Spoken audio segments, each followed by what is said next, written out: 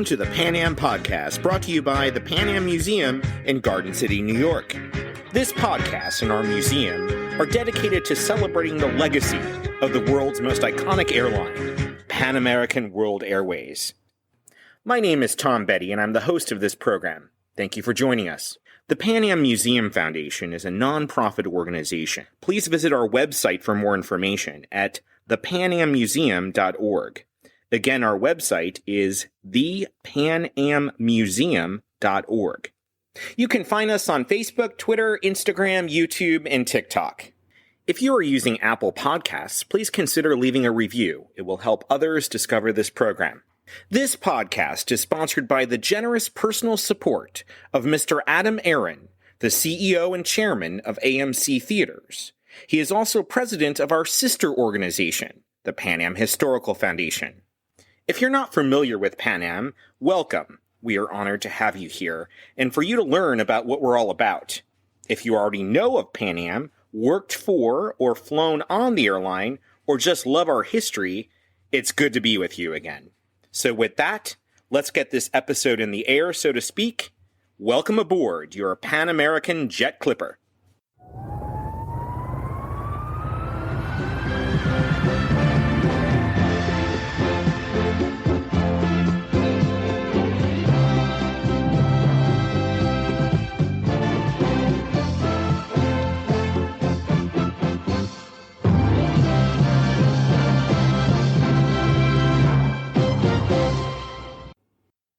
In this episode, we are joined by Donald Devito, who worked for the Pan Am Board of Directors from the early 1960s until the end of the airline. Also joining us is his son, Dr. Don Devito, a renowned musical educator. The senior Devito will share stories working for the Central Intelligence Agency in the 1950s and being hired by the Pan Am Board in the early 1960s to work with all the board of directors and founder Juan T. Trippe. He was actually on a first-name basis with Mr. Trippe and coordinated all of the materials and presentations for the board members, such as aviation legend Charles Lindbergh and banker James Rockefeller, among others. His hiring by Pan Am was tied to his cryptography training in the United States Air Force and the Central Intelligence Agency, where he served in the 1950s during the Cold War in Rangoon, the Philippines and Libya. Don's son, the junior, Dr. Don Devito, will share his memories of traveling around the world as a Pan Am kid and how that shaped his career in education. Dr. Don is a music educator at the Rawlings Elementary Center for Fine Arts since 2018 and is an adjunct instructor in the University of Florida Online Masters in Education program.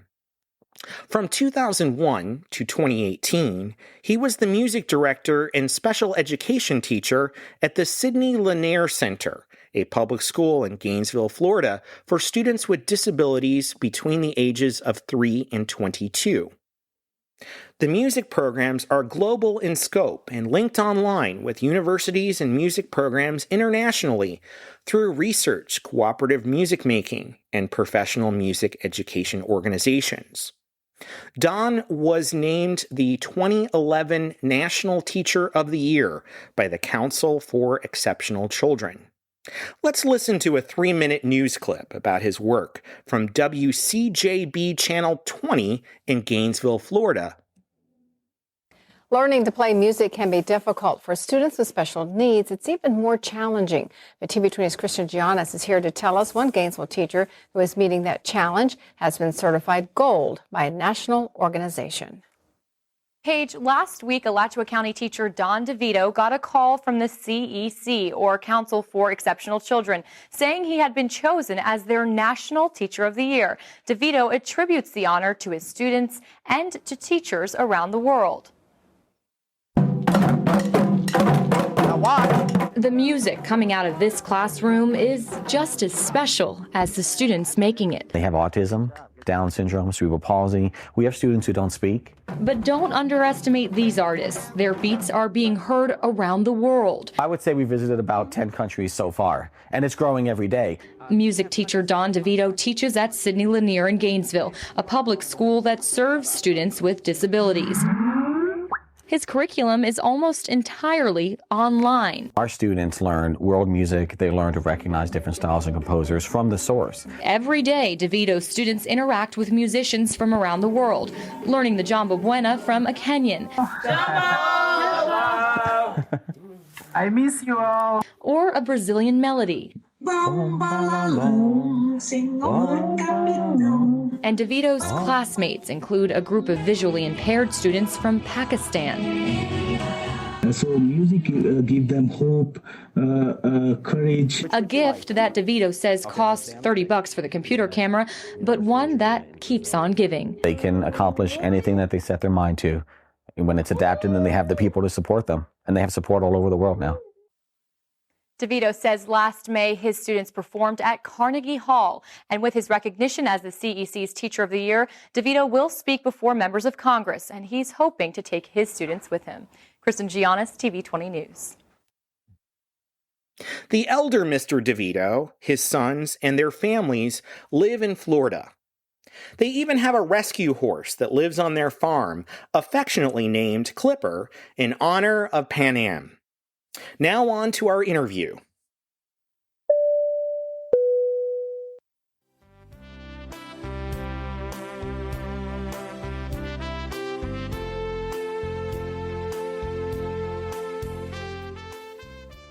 I'd like to welcome Don Devito and Don Devito. And what I'm going to do for this episode is the elder Don Devito, I'm going to refer to him as Mr. DeVito, and the younger son, I'm going to refer to as Dr. Don, so you know who I'm directing the questions to. So, gentlemen, thank you very much for joining the Pan Am podcast. Thank you. Me too. Mr. DeVito, let's start with you. Let's talk a little bit about your life. Where did you grow up? And tell us a little bit about your childhood and your parents. I grew up in Newark, New Jersey. My father was an immigrant. Where did he immigrate from? Well, actually, it's strange, from Scotland. And the reason was because the quotas from Italy were full. So they had to go to Scotland.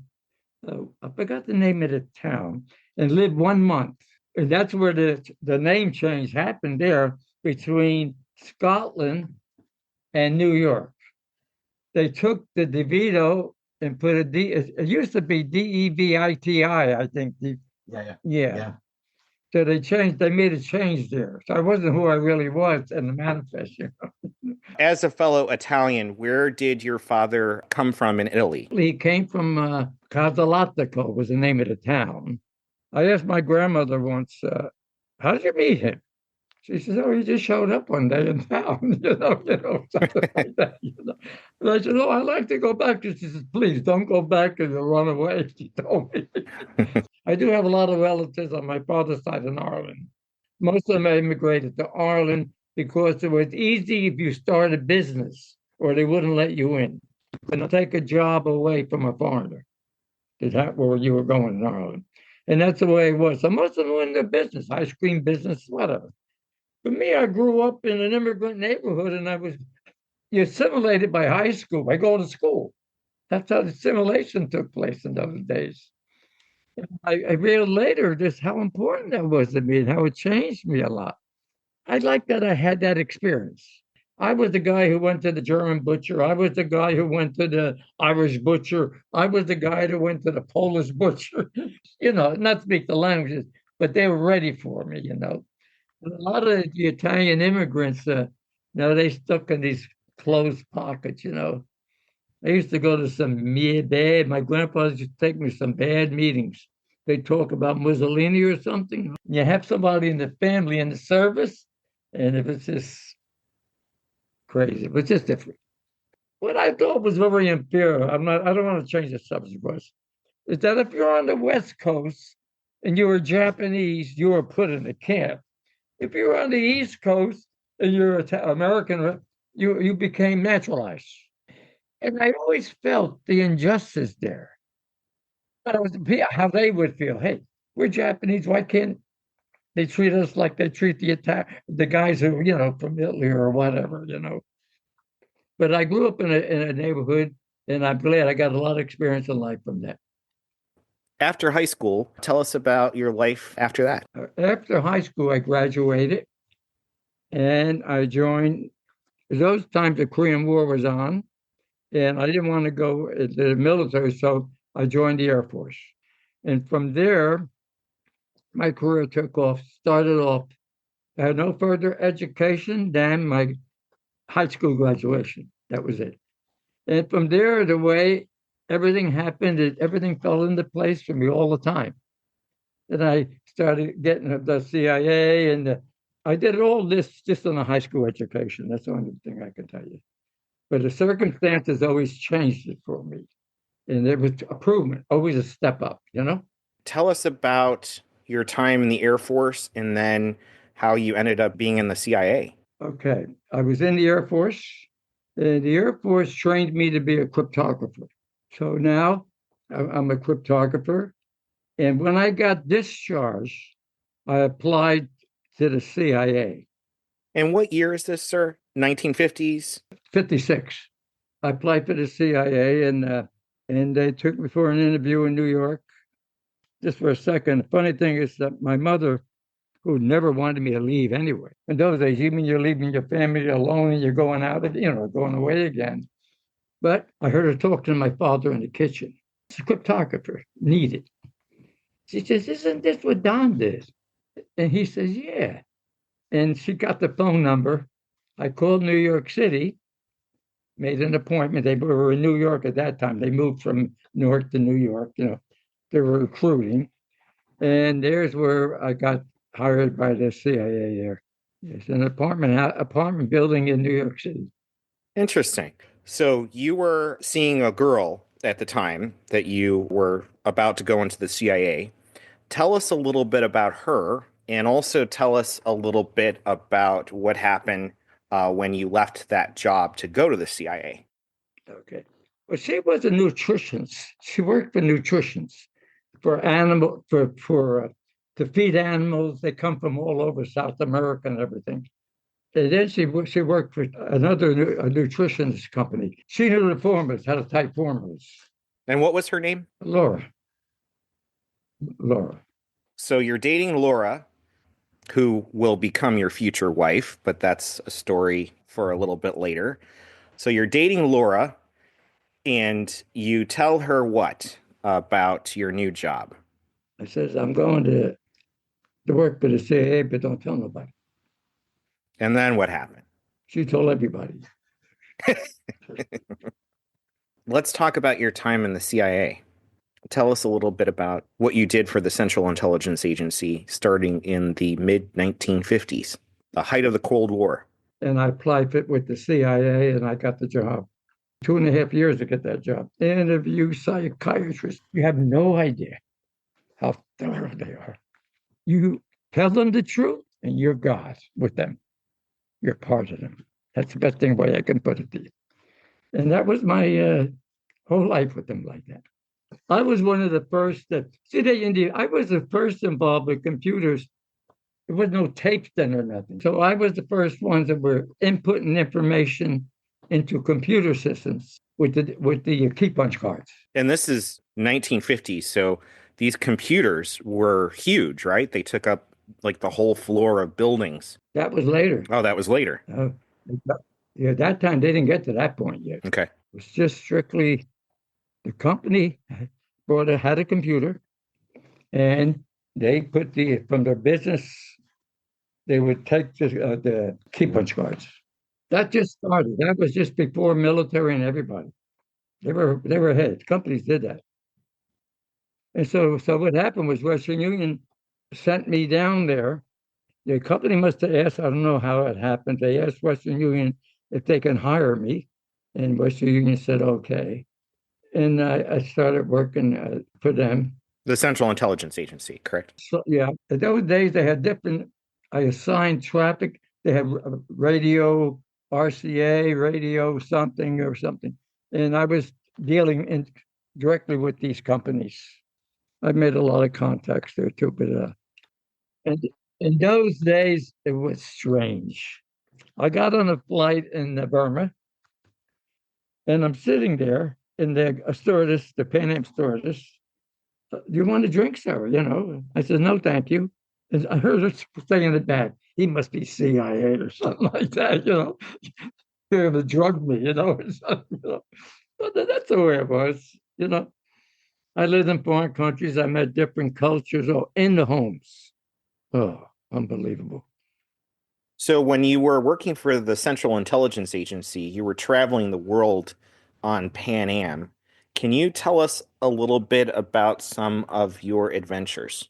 Well, in those days, we already was briefed, and they says, be careful because the Russians were getting girls hired by the CIA in these certain countries because they knew the language. And they told me to be careful. They says, because they're dying to get one of these girls married to an official.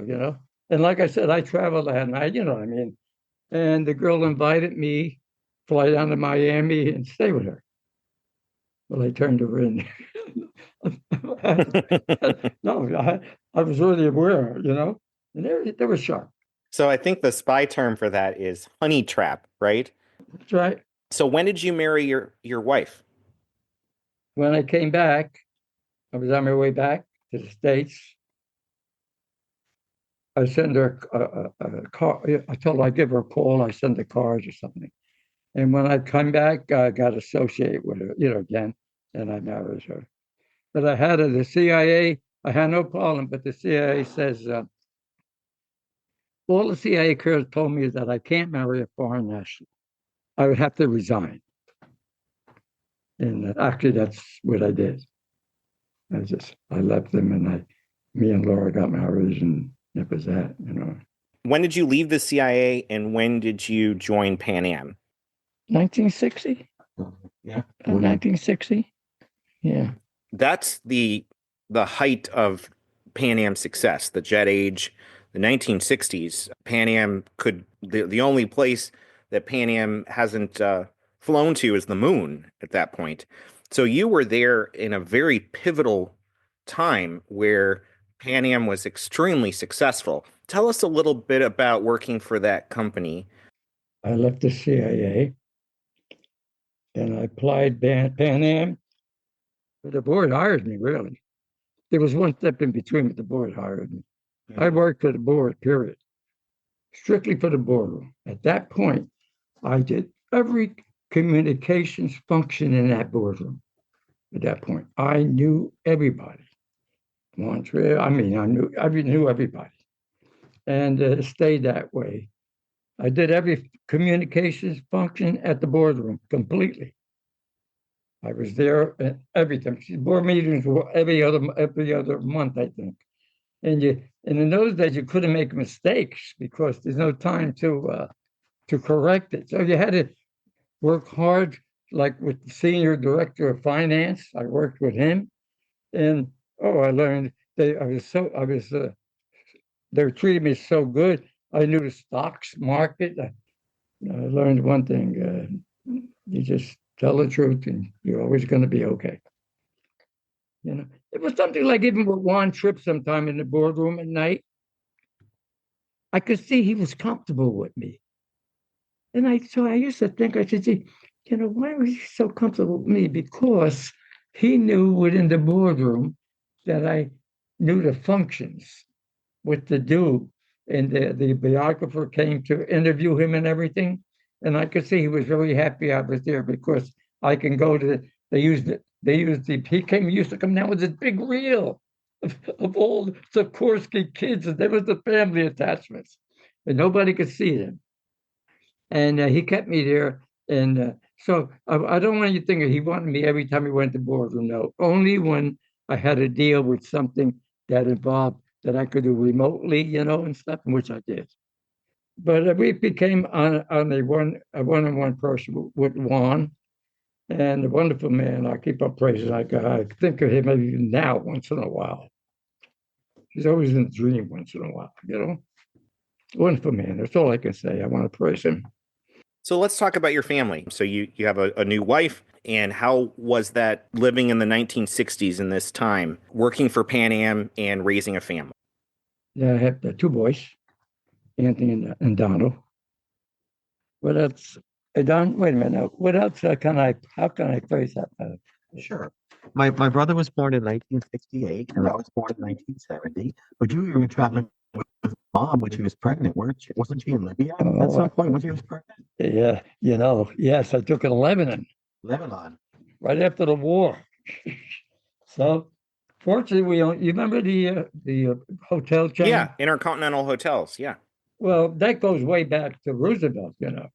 He wanted wanted a nice hotel for when you stopped and everything, and I left her with a driver in the hotel, nice guy, and I went by myself to Baalbek. Now, Baalbek was right next to the Syrian border. Knowing to me, the tourists were already moving in there. But I was undercover of a French tourist group. I went with a French tourist group.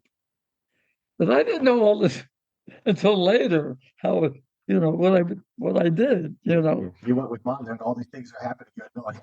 Yeah, You were doing these tour sites and everything that was And the changing family at the was time. looking like I was crazy. You would take her there, and I had pictures of Laura Pan Am plane when we landed and everything. So were you working for the CIA when you were working for Pan Am? That's the real question. Now, it gave that impression. I wasn't. I gave her that impression. It was me. All the CIA told me was make sure we know every place you go when you leave the country. Working for an airline, what am I going to do? Call them up every weekend or something? You know what I'm talking about. So I just dropped that. I had we had safe houses for me. And I had a hell of a time remembering a phone number unless I used it. Okay. So what I used to do is they told me never write it down, remember it. But I can't learn I had to write it down. And I did. With the thought was, well, if something ever happens, I'll just swallow it. But I always had money in my pocket, and I always had protection, safe house protection. When I took to Lebanon, it was just me. I liked the adventure, I didn't know how close I was with the terrorists already there. I didn't know that, but the French group gave me cover. I went with a French tour group. Yeah. So, Mr. DeVito and Dr. Don, let's have a conversation about you growing up, Dr. Don, and traveling the world with your family. What are some of the trips that really stand out to you in your childhood? The trips that stand out to me in my childhood, we've been to Rome so many times on like 3 and 4 day weekends in our family that none of us agree how many times we've been to Rome. Oh, yeah. I told my teacher in like 3rd grade, I've been to Rome this many times. I've been to Amsterdam. In Amsterdam, the windmills. And she goes, no, now don't tell fibs. You didn't do that. So I came home and got all our boarding passes we saved up. I'm like, here. I told you. Yeah, she apologized. Some of the things that were really, for me, began with England. And this is one of the things about the one trip having to travel for the Pan Am employees, because employees internationally could get to know each other and would visit each other. David and Janet Shanks were very good friends with my father, who met through Pan Am, and their home was in Cookham, England. It still is. And their home was earlier kind of like a boarding house. People, years before they bought it, there's a plaque on the door that says Marconi, Historic Registry, Marconi worked on the radio. He stayed here. Oh, cool. Very cool. It's also believed that Graham, who wrote The Wind in the Willows, had been there too. So here I am reading these stories of The Wind in the Willows, and I'm like, that part over, there's a cricket field across the street with a hill. I'm like, you know what? I could see what that would look like, the place in The Wind in the Willows. And it very possibly was. And they had a bookshelf in there with like original copy of The Hobbit. Not to change the course, but later on, when I started publishing in special ed, I was publishing through traveling with my dad to ISME, International Society for Music Aid conferences. And all my work on autism and collaboration, what we could talk about that a little later, I would publish in Oxford handbooks. So when I would go visit them years after my dad worked for Pan Am, just a few years ago, I would put copies of all the books that I had published on their bookshelf in their home. Oh, nice. So the hallway I would run down when I was 6 with all the books, and The Hobbit had my books on special ed that I had published on their thing. So they came to my wedding. They're more like aunt and uncles than aunt and uncles. Mm-hmm. There was one time I got asked to fly to Kazakhstan I was on the board of the International Society for Music Ed. It has members in over 100 countries. And this is because when I started working with students with special needs, my father told me, you need to go international and then work your way back national in what you do. Because mine was on autism, behavior communication. Mm-hmm. So what we did was we went to an ISME conference in Tenerife, Spain, based on work I had done on autism. So here I am in a poster session in Tenerife, and I'm meeting people on the organization who also work with underserved populations. So they're like, well, our next conference is in Singapore and Malaysia. You should come out. And my dad's like, oh, well, ever since I was in the Philippines and Burma, I know that area. So we traveled together. When I was working on my doctorate, years after Pan Am ended, we went to Tenerife, Spain together. We went to Singapore together. And then from there, I started connecting. Because one of the things about traveling on Pan Am as a kid is, beyond my Peter Panda coloring book that I love, was they had this map in all the Clipper magazines of all the routes that Pan Am flew. Like you said, everywhere but the moon. And all these little lines would connect. And that concept of networking really stuck with me. And I had a student who was rescued. She was born in Haiti with hydrocephalus, and she was born into an orphanage where she needed life-saving surgery. She was taken by Gertrude Bien Ami, who brought her to the U.S. for life-saving surgeries from the Notre Maison Orphanage in Port-au-Prince, Haiti. She then was adopted, and years later was in my music program at City Lanier Center for Kids with Disabilities. And she was rejected at the hospital and basically left to pass away at birth because they couldn't help her. And Gertrude rescues these children. She gets them from the street with disabilities, all children with disabilities. And she has about 45 children now in the orphanage there. So Lena, her name was Lena, she's in my classroom, and we're going to Carnegie Hall.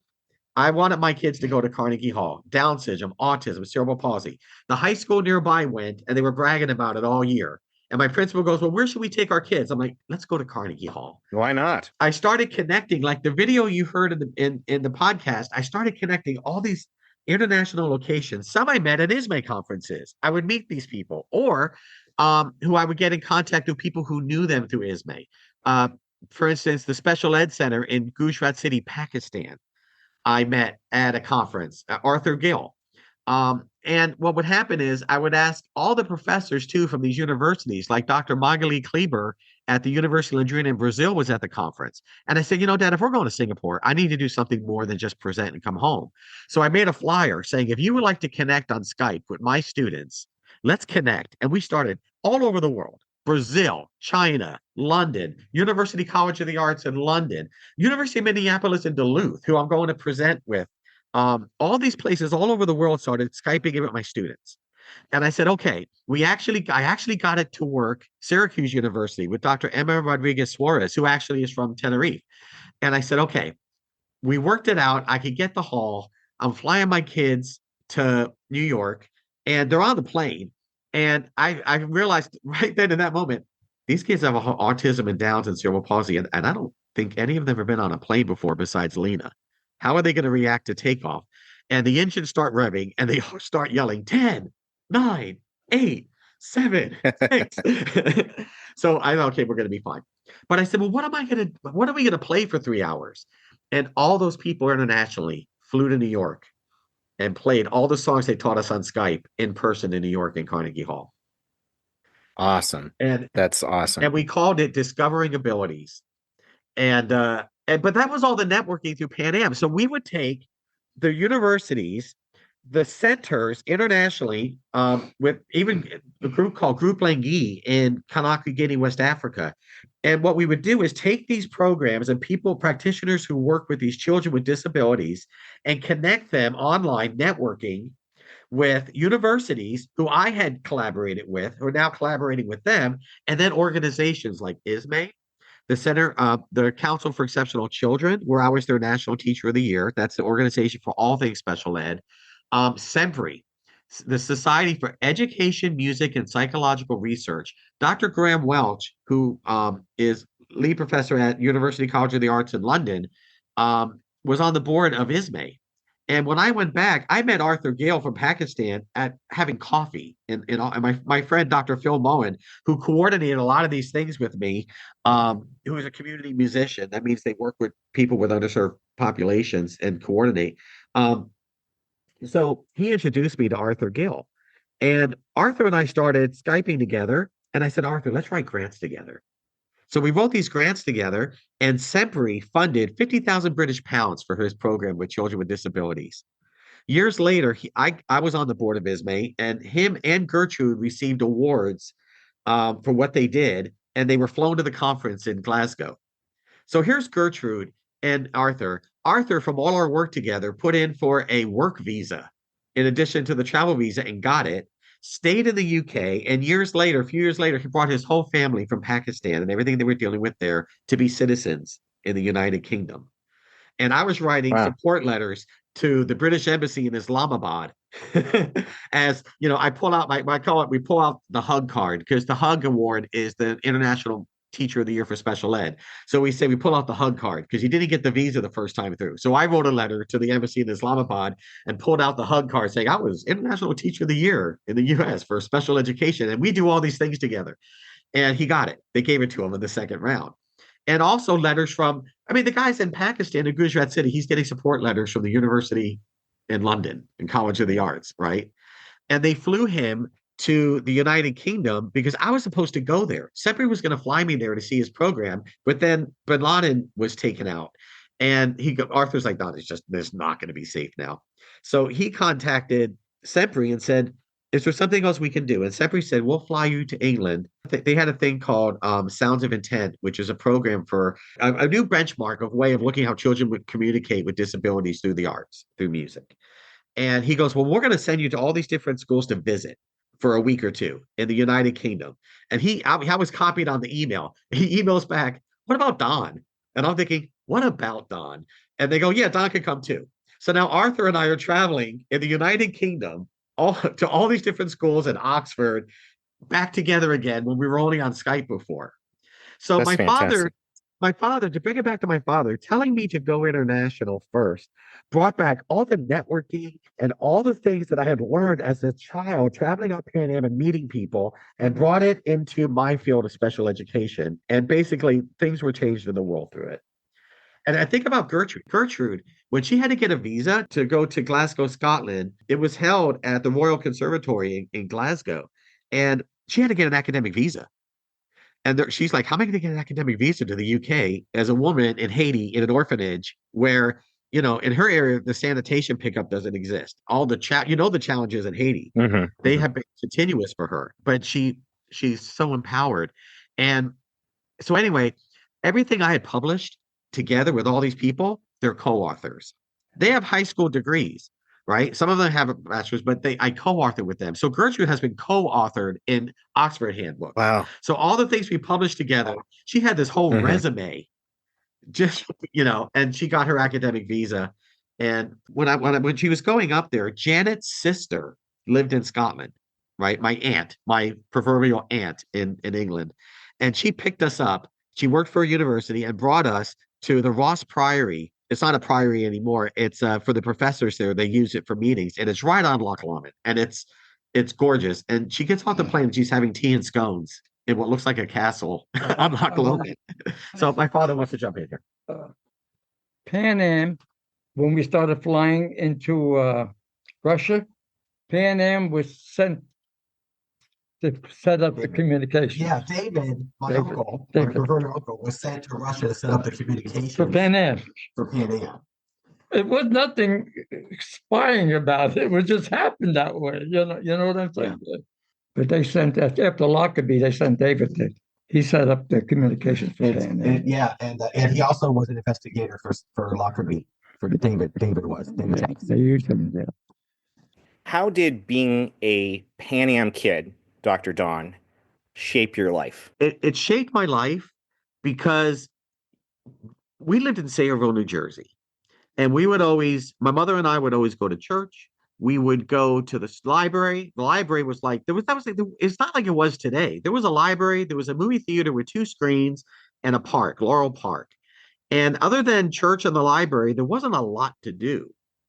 But it never mattered because I was seeing the world. And seeing the world and having those experiences, were the kinds of things that got me to think globally. And I got to put that energy and a little bit of being precocious, you could say, and to put all that in a way that I could see the world and apply it. And and the ideas of doing these things was partly was Pan Am went under. We wanted to get that travel back. And it was that idea of seeing the world. And then these organizations, ISME and the others, were avenues to be able to share then what I did professionally in those locations.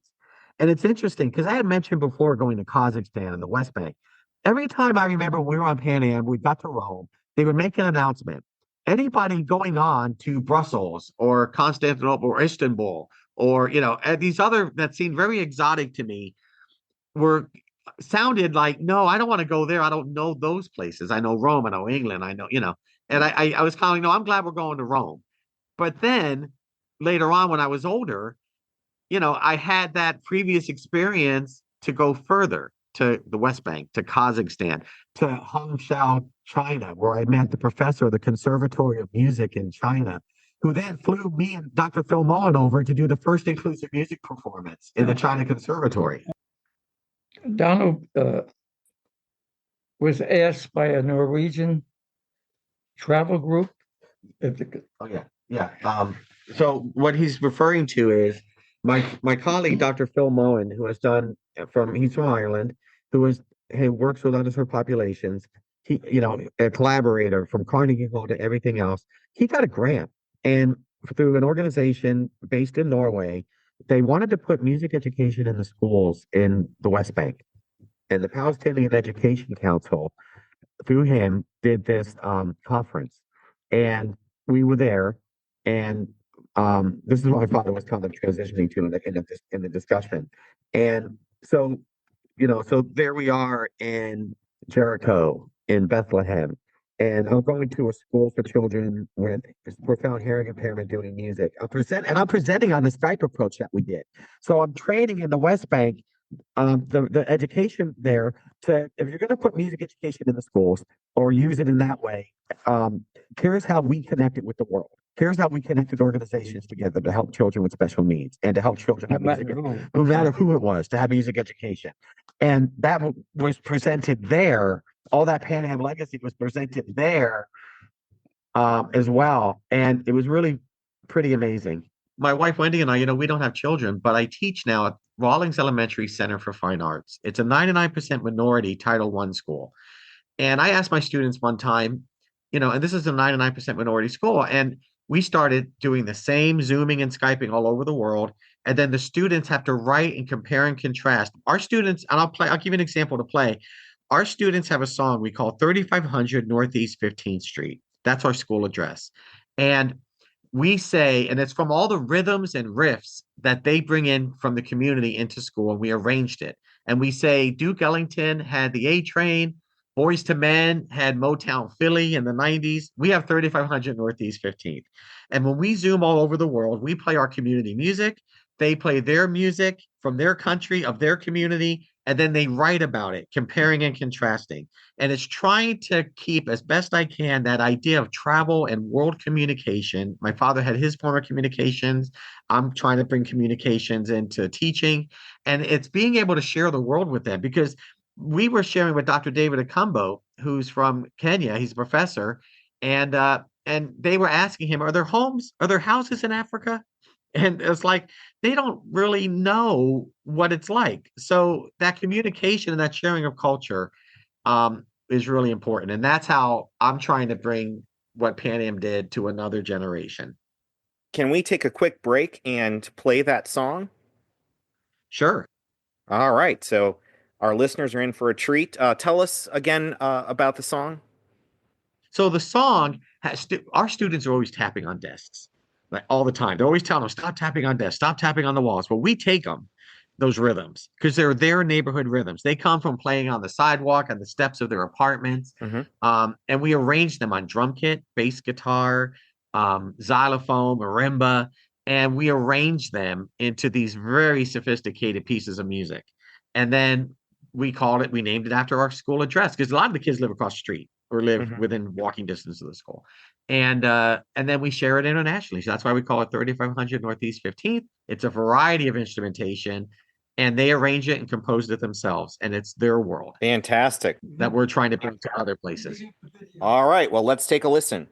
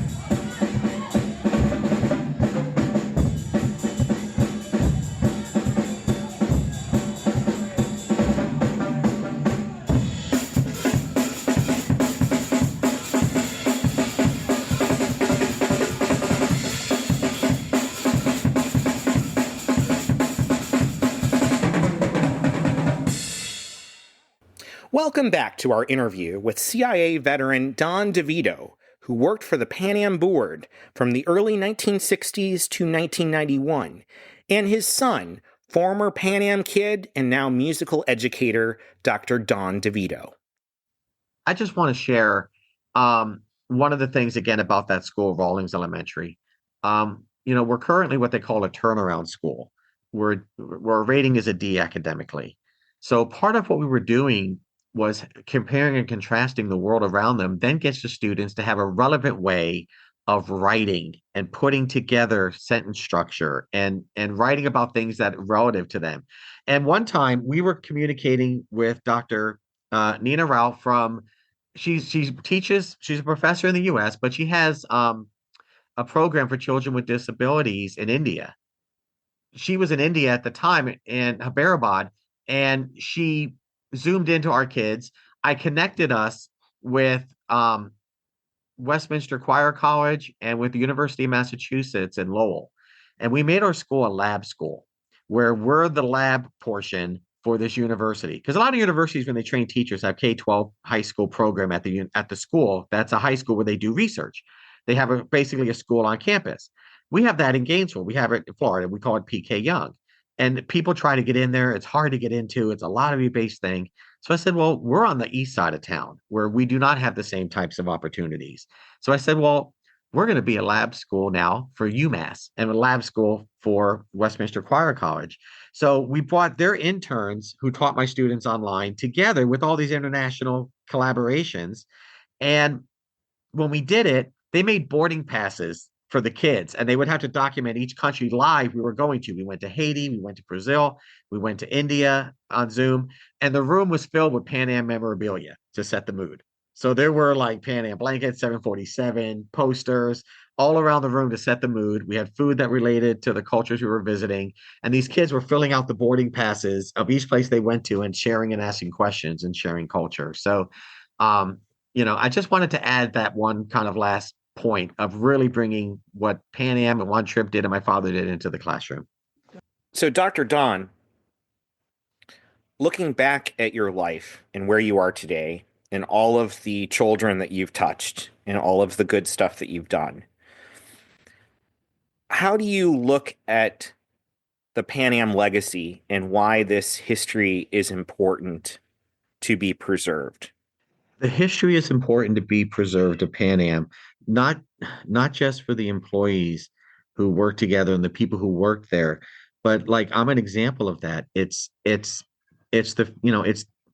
a legacy, and it needs to be preserved because of all the innovative things Pan Am did. It brought the world together. We talked about Marconi and the radio. Well, it's one trip in flight. It's one trip in travel, and the travel we have today, a lot of that is because of people like Juan Trippe, and they should know the history. They should know the history of the technologies that they're going to go into. If you're going to go work for an airline, if you're going to go work in flight, if you're going to be an engineer, if you're going to be anything having to do with anything Pan Am had been affiliated with, you should know about the history that goes with the craft that you're doing, whether you're going to work on an engine or whether you're going to go work in aerodynamics, or even if you're just going to go work in math or science. You should know about all the things that, it's almost like when you watch the beginning of the Big Bang Theory and they give you the 60-second technology of how we got here. Pan Am should be in there, and it's that kind of thing where they need to know the progress of civilization. And Pan Am really did have an impact on that. It's an area that you don't look at because it's just like, it's just like the sailing ships. And then Pan Am for flight was the same thing. That's why it was a clipper. That's why they used the clipper. It's as most important as the clipper was to sailing as Pan Am Airlines was to flight. And that is an important part of history, and people should know it. Amelia Earhart, her navigator of Pan Am. Yeah. Do you remember that? The navigator for Earhart, even on her flight when she was traveling around the world, was a former Pan Am navigator, because we saw that on the Pan Am documentary. Mm-hmm. Yeah. So even in areas outside of commercial flight, Pan Am had relevancy. And like my brother says, my brother tells me for him with traveling was the fact that we had to wear suits. We had to get dressed up. And we were very much like when we would go to an airport and we would see people wearing jeans, we're like, oh, really? Like, no, and he said, but my brother is an executive for a global payment company. And he said the thing with Pan Am was that he learned how to present himself. He learned how to be an ambassador as a child, like a child ambassador. And I think that maybe ties back to what children should learn, is that aspect of it is even though you're a child and you're young, you're an ambassador for your family, you're an ambassador for your community, and you're an ambassador one time, hopefully, for the world. And we had that opportunity for the world to travel and to be that ambassador. Pan Am was some airline, man. No other airline. We went one time, we were coming back, I was with Anthony. We were coming back from Caracas. They had the shuttle only was a small amount of men they had. Pan Am sent up a 747 just to get a few people, passengers, and and then take them back down again. It was unbelievable, that airline. They were just unbelievable. At those days, it was only Pan Am or Coca-Cola. And that's why students in school today should learn about Pan Am because of its icon of who it was. Yes, absolutely. Yeah, that's a good way to put it. A Pan Am stewardess on the flight told me, she says, those boys are wonderful. They're welcome first class, traveling first class. She said, we have no problem with them. Just to give you the experience, I'm sitting in the upstairs. We're in first class, and Liza Minnelli is sitting next to me. And I'm looking like Liza. She asked me for something, the little cordial chocolate things. I'm like, Milton Berle's on the plane. One of the characters from Officer and a Gentleman, like Richard Gere's on the plane, and I'm just like sitting there in first class with him. And then we're flying home from London to kind of give you the little Pan Am Brett part of it, because we talked about how they love having us in first class and all that. Here's the other part. We're waiting on standby in Heathrow, and we didn't get first class because we were on standby. My father's at that level. So we actually said to my dad, we were upset. Can we wait for the next flight? Let's wait for the next flight. Maybe we'll get first class. My high school graduation, we flew to Caracas. See, my dad was talking about Caracas. We flew to Caracas. We had standby one time flying out of Nice, and there was a mechanical with the plane. So my brother and my mother flew home, and my dad and I stayed overnight. Yeah, so he always had mom hold his wallet and stuff. So here we are overnight on this mechanical flight in Nice. We're in this little hotel. We go to this little kind of pub. There's a huge dog in the doorway. And like we're having this spontaneous kind of father-son overnight in Nice, France on the way back. And he only had the money that he had in his shoe because it had happened quick. And okay, well, we have 2 seats available to go home on this other flight. So we sent my mother and my brother. And then my father had. So your mother had all the money.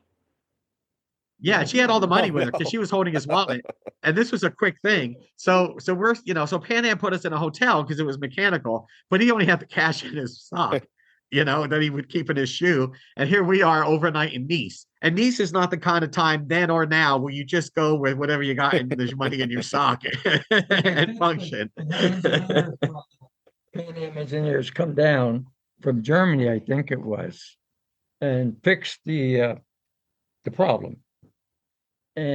But you couldn't, you had to board the plane again, but you couldn't take paying passengers back.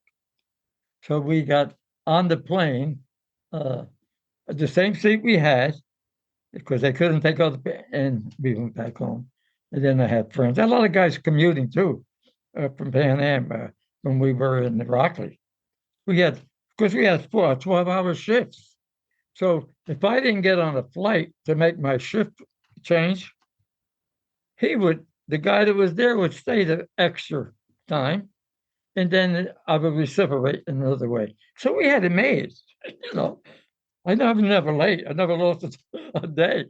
So, Mr. DeVito, you worked for the board of Pan American World Airways. Looking back all of these years, you were part of history in the making. How does that make you feel looking back? People ask Don sometimes, what'd your father do? And he said he graduated high school. And they said, you mean? I said, yeah. I did this all just graduating high school degree. No college, no nothing. Certificates along the way. Different companies. Pan Am was, the executives, they picked me to work. Pan Am spent a lot of money developing their own system. They wanted a computer system, software. And this one vice president, I knew he wanted me. I had to give my old job and go with him. And this happened in Rockwell International. I knew enough about equipment from the CIA.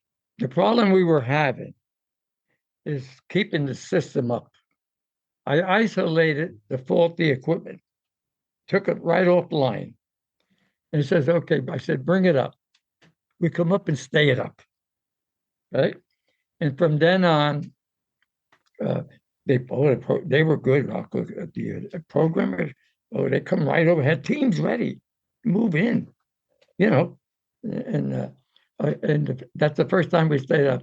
And the vice president of Pan Am Communications, he went like this to me because they couldn't fail. You know what I mean?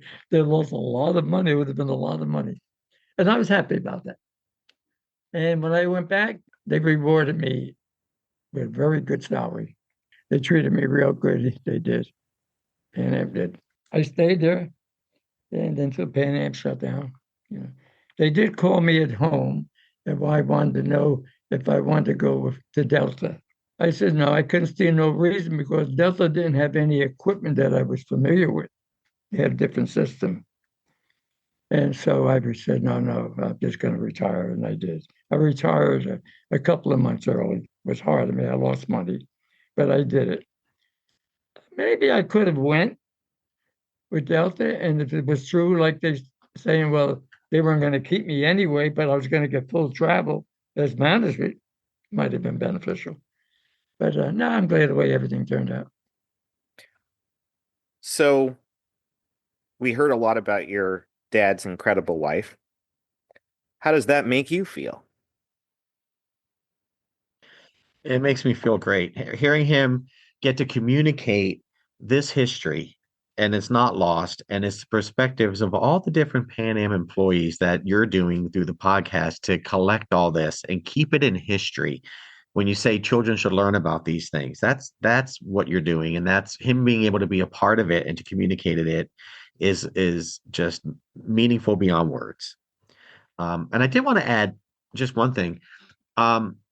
We live on 6 acres in Newberry, Florida. We have a couple of horses. One horse is named Clipper, and he has a Pan Am blanket. And because I sent you some photos, he has that look on it. The Clipper had the color. You remember the other Pan Am uniform that was like a tannish or something? Do you remember that? Mm-hmm. Yeah, in the 70s. Well, that's what well, Clipper was that color. Oh. Yeah, Clipper's that color. And so he has that look in his face of that Pan Am 747 at the gate, ready to go. Just that look of the glass of the cockpit and the nose, and he just has that look. So we need him Clipper. And I just want to add, part of the thing that you're doing with this is that some people in pop culture, I mean, Pan Am is a brand. I mean, you can go buy Pan Am luggage and all these things that, Pan Am still as a brand is out there and popular, and people buy things on the Pan Am Museum. They buy Pan Am gear and different things just with the logo because the brand is still relevant. But it's the people who worked for Pan Am and the generations who hear these stories passed down from the employees and now the generations of children of the employees that keep it alive and keep it relevant. And that's partly why that brand is still recognized, in my opinion, is because it's still out there in the culture, and that's really important. And just a final thing to mention, from when I was hearing my father talk about Juan Trippe, when you see representation in documentaries, a lot of times you'll see more accurate depictions, or what, with our bias, we believe are clearly evident accurate depictions because they happen, they're documented. But then when you see a movie like The Aviator, who portrays Juan Trippe very differently, and every time I watch that, I cringe because it's like, that's not Juan Trippe, in our clearly, in my bias and my father's very clearly experienced opinion, that's not Juan Trippe. Yeah. So that's why I'm glad also he's able to share this information with you, because I think the other perspectives have to be out there than just a Hollywood perspective of what, what that was. Very good point. Very good point. All right, gentlemen. Well, thank you very much for joining our program. And is there anything else you'd like to add?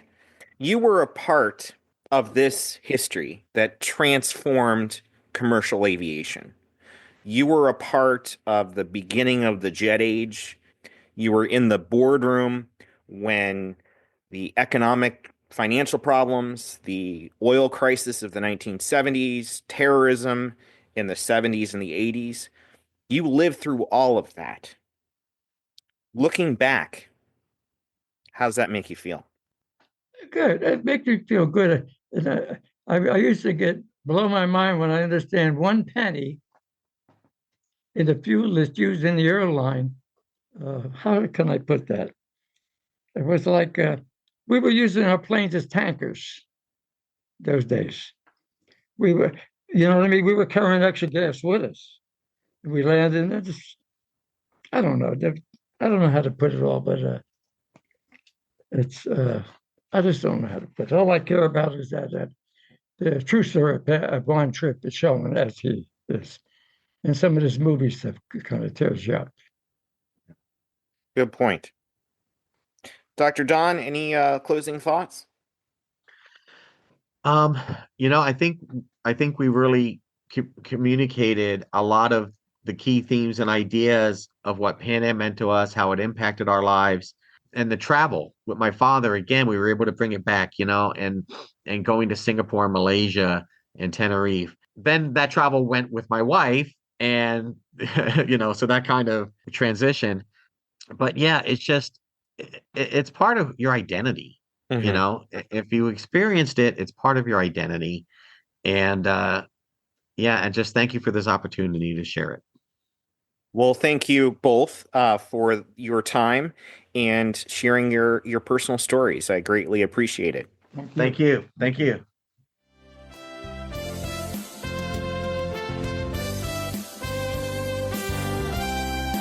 Pan Am was a pioneer in air travel and still stands as one of the most iconic and innovative airlines in aviation history. That legacy lives on at the Pan Am Museum in Garden City, New York, where you can explore the rich history of the aircrafts and individuals at the heart of the company known as the world's most experienced airline. For more information about the Pan Am Museum, check out our website at www.thepanammuseum.org. You can also find us on Facebook, Twitter, Instagram, YouTube, and TikTok. As was once a tagline in one of our commercials, we would greatly appreciate your support to help the Pan Am Museum continue making the going great. You can also support the museum by shopping on our online store for all things Pan Am, accessories, apparel, jewelry, books, models, and posters. We want to hear from you. If you have a question for us or want to share your story, our email address is podcast@thepanammuseum.org. As flight crews once said to passengers departing for their destinations around the world, thank you for flying, Pan Am.